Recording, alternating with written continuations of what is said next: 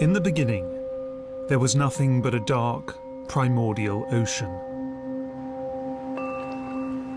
But then two young gods, Izanagi and Izanami, looked across the void and saw potential. One day, they plunged a spear into the endless ocean and stirred. When they removed the spear, drops of water fell from its tip and formed a group of islands. And together, these islands became the whole known world.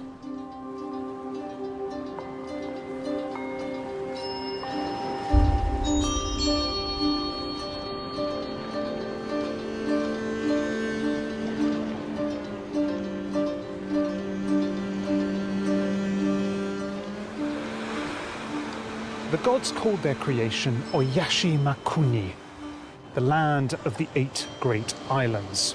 Today, its inhabitants call it Nihon, the land of the rising sun, but we know it by a different name.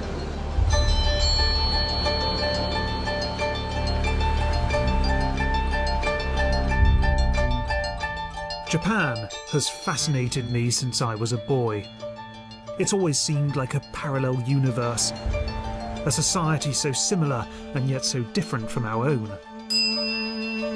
And in this series, I finally have my chance to explore the Japanese imagination.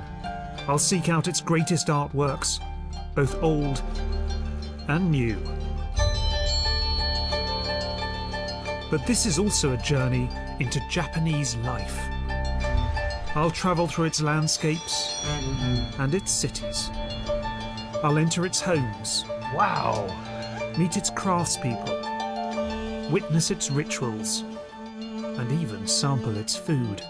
So this little bento box is like a work of art, and it's almost too beautiful to eat.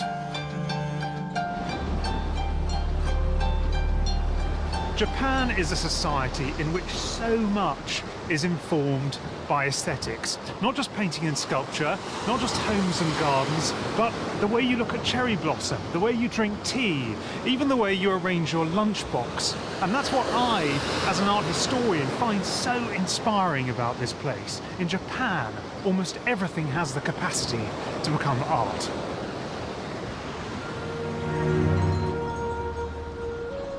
In this episode, I'm going to explore Japanese attitudes to nature. From great landscape paintings and Zen gardens to falling blossoms and soaring mountains.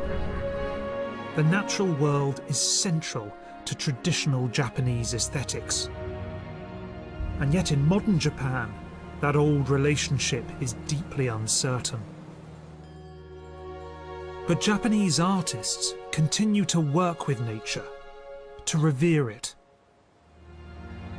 and to draw inspiration from the landscape that surrounds them.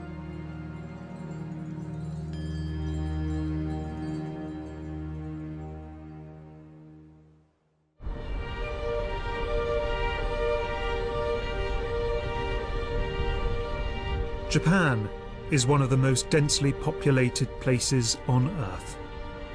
It is famous around the world for its vast cities and advanced technology. Most of its citizens live far away from nature, amid never-ending urban landscapes. And yet, an astonishing 73% of Japan is uninhabited by humans. Its mountains are so steep and its forests so dense that people can barely penetrate them. And though beautiful, this country lives on a geological knife edge. Japan contains 10% of the world's active volcanoes and experiences a staggering 1,500 earthquakes a year. In Japan, nature is ignored at one's peril.